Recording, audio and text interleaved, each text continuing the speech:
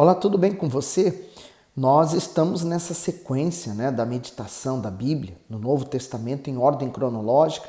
Hoje nós vamos dar continuidade ao capítulo 14 de Lucas. A partir do versículo 11, o Senhor Jesus está tratando de uma coisa que é primordial, tanto para o trato uns com os outros, como para com Ele, humildade.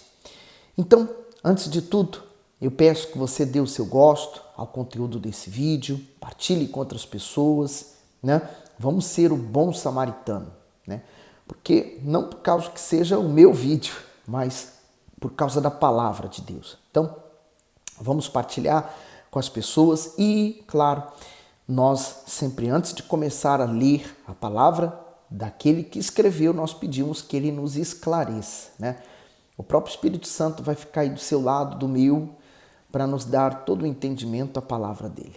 Tá certo? Meu Deus, mais uma vez aqui estamos para meditar e querer ouvir a tua voz e receber o teu ensinamento. Por isso, fale conosco, abrindo o nosso entendimento e esclarecendo, meu Deus, para que possamos ainda mais nos fortalecer através da fé nessa tua palavra. Que assim seja.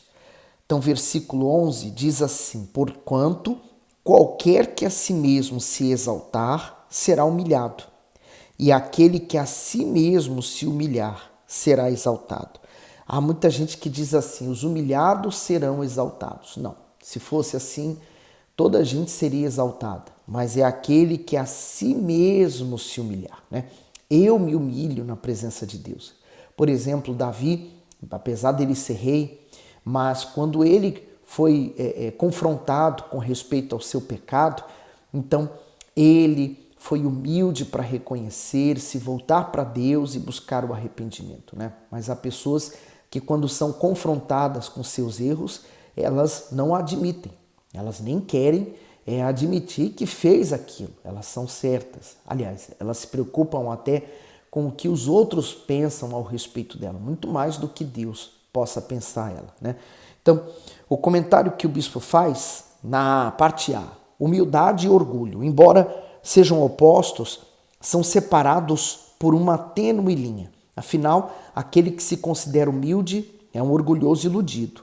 A autoexaltação, seja por qual motivo for, é um comportamento tão nocivo quanto a falsa humildade, pois ambas têm intenções malignas. A humildade, que agrada a Deus, atribui tudo o que somos e possuímos a Ele. Portanto, quanto menos de nós, menos houver em nosso ser, mais estaremos cheios do Senhor. Porém, quanto mais cheios de nós mesmos estivermos, mais estaremos pesados e propícios a afundar em nosso próprio orgulho. Então, o orgulho, ele ofende, ele machuca, ele separa as pessoas, Isso o trato de uns com os outros. Agora, se com as pessoas isso acontece, imagine com Deus, O orgulhoso bate no peito e ele quer as bênçãos, Ele quer que Deus o abençoe porque ele é merecedor e nenhum de nós somos.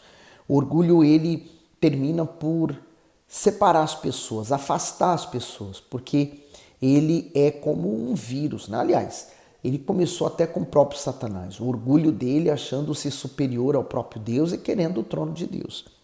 Na parte B diz assim: a si mesmo se humilhar. Com este ensino, o Senhor Jesus reforça que a humildade é um princípio fundamental no reino de Deus.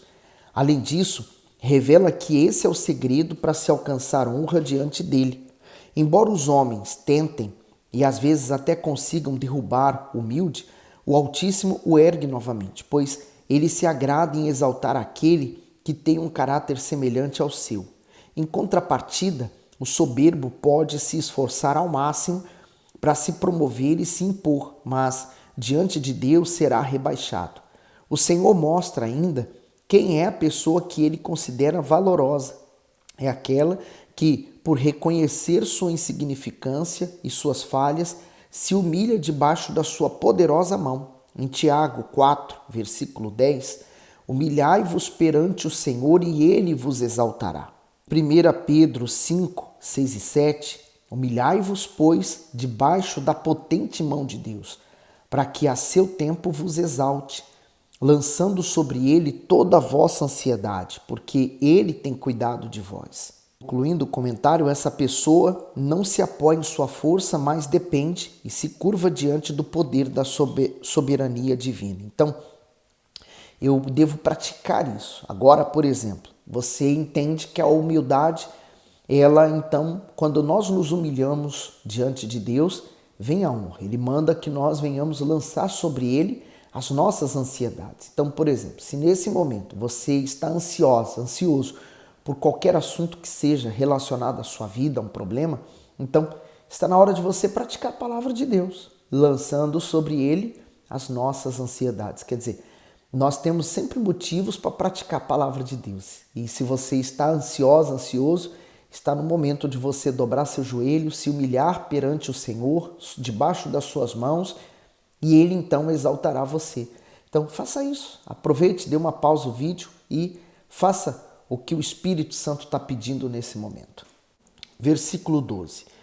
E dizia também ao que o tinha convidado: quando deres um jantar ou uma ceia, não chames os teus amigos, nem os teus irmãos, nem os teus parentes, nem vizinhos ricos, para que não suceda que também eles te tornem a convidar e te seja isso recompensado. Comentário. Quando deres um jantar, o Senhor aconselhou o anfitrião a imitar o mais sublime de todos os anfitriões, o Altíssimo, que sempre convida os necessitados para cear com ele. Sendo o homem tão pecador, não poderia ter acesso a Deus. No entanto, por causa da sua compaixão, o Senhor lhe oferece a oportunidade de participar do seu banquete celestial. Quem aceita o seu convite nunca mais terá fome, pois se saciará do próprio pão da vida, que é o Senhor Jesus. Essa pessoa terá sua alma sempre farta e na eternidade se assentará com ele à mesa. Então, que privilégio, né? Imagine esse dia chegar. É por ele que eu anseio, né? Deus, quando nos chama, ele nos faz entender a sua palavra, então há uma conversão, nós nos voltamos para ele e nós vivemos com um propósito, né? Ele põe um propósito dentro de nós, que é viver por ele e para ele. E assim nós vamos seguir a nossa fé, a nossa vida, servindo e agradando a ele, até chegar lá nos céus. No 13, mas quando fizeres convite, chama os pobres, aleijados, mancos e cegos, e serás bem-aventurado, porque eles não têm com que te recompensar, mas recompensado te será na ressurreição dos justos. O comentário diz recompensado. Aproveitando ainda o jantar oferecido pelo fariseu, o Senhor Jesus instruiu sobre a verdadeira hospitalidade. Ele ensinou que o homem deve fazer o bem, principalmente aqueles que não têm como lhe retribuir. Isso contraria o hábito das pessoas que geralmente são gentis e bondosas somente com aqueles que amam ou têm algo a lhes oferecer. Quando somos generosos com quem não pode nos recompensar, consideramos o Altíssimo como nosso retribuidor. Isso significa que cremos que a recompensa virá dele e de forma extraordinária, isto é, com galardão eterno. Colossenses 3, 23 e 24. E tudo quanto fizerdes, fazei-o de todo o coração, como ao Senhor e não aos homens, sabendo que recebereis do Senhor o galardão da herança, porque a Cristo o Senhor servis. Talvez esse fariseu usava, a sua casa, os seus bens, até para demonstrar sua generosidade, fazendo banquetes. Mas ele fazia banquetes, ou talvez fazia banquetes para pessoas que poderiam retribuir a ele mais tarde, Sabe aquela pessoa que faz para os outros, mas esperando uma recompensa no futuro? Vai que eu precise dessa pessoa, então ela vai me recompensar, Os interesses. Mas aqui o Senhor Jesus está ensinando nós fazermos sem esperar nada em troca, que é o que o Senhor Jesus fez, Ele se deu na cruz, mas sem esperar absolutamente nada em troca pelo seu sacrifício. Ele aguarda aqueles que se entregam para ele. Então, assim devemos fazer. E como o próprio apóstolo Paulo ensinou em Colossenses, nós não fazemos aos homens, mas fazemos para Deus. Se tudo que nós fizemos, nós temos um carinho, um amor especial por Deus, pelo Senhor Jesus, então tudo que fizermos vamos fazer não para os homens, vamos fazer para Deus. então vamos fazer sempre o melhor. No 15. E ouvindo isto, um dos que estavam com ele à mesa disse-lhe: bem-aventurado o que comer pão no reino de Deus. Porém ele lhe disse: um certo homem fez uma grande ceia e convidou a muitos. E à hora da ceia mandou o seu servo dizer aos convidados: vinde, que já tudo está preparado. Comentário: a grande ceia do Cordeiro. Naquele tempo era comum o anfitrião fazer um convite inicial para a festa e depois, quando todos os preparativos estivessem prontos, mandava seus servos chamar os convidados. As pessoas da parábola não haviam recusado o primeiro convite. Por isso, estavam confirmadas no banquete. Essa analogia representa o reino messiânico que os judeus aguardavam por muito tempo. Porém, quando chegou o momento de celebrarem o Messias entre eles, rejeitaram o presente de Deus. É tão forte, né? Quer dizer, bem-aventurado o que cear no banquete de Deus. Quando ele falou aquilo, o Senhor Jesus soltou essa pérola. É igual uma ostra, né, que tem a pérola preciosa, né? Quando ele falou isso, Jesus soltou essa pérola. Então, vamos ler essa parábola tão importante para nós hoje. 18. E todos a uma começaram a excusar-se. Disse-lhe o primeiro: comprei um campo, importa ir vê-lo, rogo-te que me haja por escusado. E o outro disse: comprei 5 juntas de bois e vou experimentá-los. Rogo-te que me hajas por escusado. E o outro disse: casei-me com a minha esposa, e, portanto, não posso ir. O comentário diz assim, do 18 ao 20. Começaram a excusar-se. Com essas desculpas, os convidados mostraram que, de fato, não desejavam comparecer ao banquete. As justificativas eram desonestas, pois ninguém compra propriedade ou animais sem antes vê-los, muito menos se casa repentinamente. Da mesma forma, muitas pessoas têm perdido a salvação por negligenciarem o convite de Deus para que todos se entreguem a Ele. Nenhum convite pode ser mais honroso do que este. Porém, quando o ser humano o rejeita, afronta o Senhor. Nenhuma razão é convincente o bastante para recusar o Altíssimo. Essa atitude põe a alma em tormento eterno. Hoje é a mesma coisa, né? Quando nós saímos para convidar as pessoas a vir à igreja, na verdade, nós estamos convidando elas para virem ao reino também de Deus, né? Em preparação ao reino dos céus. E quantas pessoas rejeitam, né? Mas quantas pessoas também estão aqui na igreja, estão no ambiente físico da igreja, mas elas rejeitam entrar no reino de Deus, porque não significa que eu estou na igreja, que eu seja salvo ou que esteja dentro do reino de Deus. É preciso que haja, então, uma entrega da minha parte para Deus. Então, quantas pessoas ainda rejeitam o reino de Deus porque elas ainda estão recebendo migalhas desse mundo, né? Por mais que o mundo possa me oferecer alguma coisa, continua sendo meras migalhas. E voltando, aquele servo anunciou essas coisas ao seu senhor. Então o pai de família, indignado, disse ao seu servo: saí depressa pelas ruas e bairros da cidade e traze aqui os pobres e aleijados e mancos e cegos. O comentário diz: saí depressa, a incredulidade dos judeus favoreceu os gentios, pois expandiu as boas novas do evangelho a todo mundo. O convite do Altíssimo foi dirigido aos pobres, aleijados, mancos e cegos, isto é, às pessoas mais desprezadas e consideradas indignas pelos fariseus.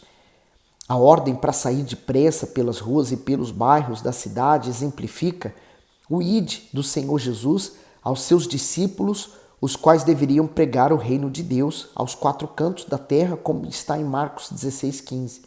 Cabe àqueles que ouvem a ordem não darem desculpas para não perderem a honra de servir ao Salvador. Continuando no 22.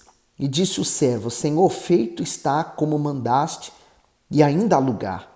E disse o Senhor ao servo: saí pelos caminhos e valados e força-os a entrar, para que a minha casa se encha. Porque eu vos digo que nenhum daqueles homens que foram convidados provará a minha ceia. Ora, ia com ele uma grande multidão, e voltando-se, lhe disse: Então, quer dizer, a oportunidade está sendo dada pelo próprio Senhor Jesus, né? Para a pessoa se arrepender, para a pessoa entrar no reino de Deus, ela começar uma comunhão com Deus aqui, e essa comunhão, essa intimidade, esse casamento ser concluído nos céus. Então, veja que glorioso, né? Ainda há espaço, quer dizer, por mais que venhamos salvar ou buscar uma pessoa, um perdido, para que ele se encontre com Jesus e ele encontre o caminho certo, ainda assim ainda há lugar, né? Ainda há lugar para mais um e para mais um e para mais um. O reino dos céus ainda está vazio. Temos que continuar nesse propósito de enchê-lo. E esse é o meu maior objetivo, não é ter seguidores inscritos no canal. Muito pelo contrário, isso é pouco, isso é migalha. Eu quero sim ganhar uma pessoa que seja para o reino do meu Senhor Jesus. Aí sim valeu a pena. Todo o sacrifício, tudo que nós fazemos, porque esse é o nosso salário. É ver que a pessoa ouviu a palavra, as boas novas do Evangelho, e ela foi salva. Por isso que eu creio tanto nessa palavra que eu estou lendo. No 25. Ora, ia com ele uma grande multidão, e voltando-se disse-lhe: se alguém vier a mim e não aborrecer a seu pai e mãe, e mulher e filhos, irmãos e irmãs, e ainda também a sua própria vida, não pode ser meu discípulo. Por quê? Né? O que significa aborrecer? Né? O aborrecer é porque você tomou uma decisão que é radical. E normalmente isso aqui acontece com a pessoa que se entrega ao Senhor Jesus. Por exemplo, né? Se você era uma pessoa muito festeira, então quando há uma conversão real e sincera, então você automaticamente já não se enxerga naquele ambiente de festas. Você quer sair dele. E aí você vai buscar um outro meio de vida, né? Você vai buscar ambientes que estão de acordo agora com a sua fé. Aquelas pessoas, por exemplo, ainda que sejam pai, mãe, familiares, filhos, irmãos, que gostavam de seguir você para as festas, eles vão ficar aborrecidos com você porque falam: olha, você não era essa pessoa, mas o que está acontecendo com você? Né? As pessoas não vão aceitar essa mudança. As pessoas não aceitam mudanças, né? Principalmente quando as outras mudam. E é exatamente isso. Quando nos convertemos, quando há uma conversão, há um aborrecer das outras pessoas. Mas quando você deixa de viver em função do que elas pensam, acham a seu respeito, isso não importa mais. Importa é o que Deus pensa a meu respeito. Então elas terminam por aborrecer os outros. Ela passa a ser perseguida e fala assim, e ainda também a sua própria vida. Porque a verdadeira conversão, ela exige a morte do pecador, a morte daquela natureza pecadora. Então, é o negar, renunciar da própria vontade.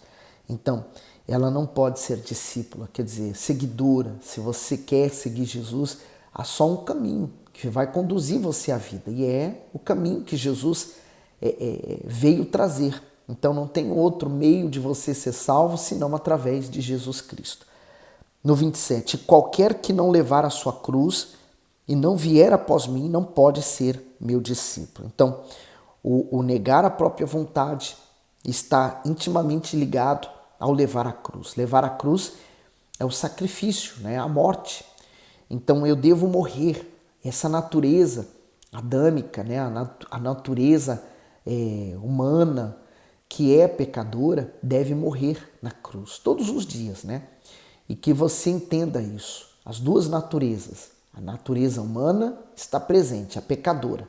E quando nós entregamos nossa vida ao Senhor Jesus, então nascemos de novo. Passamos a ter uma segunda natureza, a natureza divina. Então ambas estão dentro de nós. Mas a que vai prevalecer é a que estiver com mais força. Então se eu tenho alimentado a minha natureza espiritual, ela vai ficar mais forte dentro de mim. Concluindo, pois qual de vós, querendo edificar uma torre, não se assenta primeiro a fazer as contas dos gastos para ver se tem com que acabar? Para que não aconteça que depois de haver posto os alicerces e não a podendo acabar, todos os que a virem comecem a escarnecer dele, dizendo: este homem começou a edificar e não pôde acabar. Então, mau testemunho, né? Quantas pessoas que vieram para a igreja até por causa de um problema natural. Eu também vim para a igreja por causa de um problema, uma necessidade, mas eu terminei por abrir meu coração e a luz de Deus entrou e eu me converti. Então, o mais importante para mim já não era mais resolver o problema, mas ter Cristo em mim. E isso aconteceu. E quantas pessoas que vieram só para resolver seus problemas, mas elas seguiram a vida dela dando mau testemunho. Então, muitos que olharam para ela, esperavam que ela na igreja viesse ter uma grande transformação e não houve. No 31. Ou qual é o rei que, indo à guerra, a pelejar contra outro rei, não se assenta primeiro a tomar conselho sobre se com 10.000 pode sair ao encontro do que vem contra ele com 20.000? De outra maneira, estando o outro ainda longe, manda embaixadores e pede condições de paz. Assim, pois, qualquer de vós que não renunciar a tudo quanto tem, não pode ser meu discípulo. Bom é o sal, mas se o sal degenerar, com que se há de salgar? Nem presta para a terra, nem para o monturo. Lançam-o fora. Quem tem ouvidos para ouvir, ouça.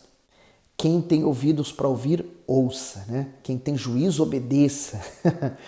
Sabe, o Senhor Jesus está dizendo o seguinte, né? Que a pessoa, quando ela se entrega ao Senhor Jesus, ela um dia tinha uma vida sem graça, uma vida sem sabor, uma vida de desgosto, né?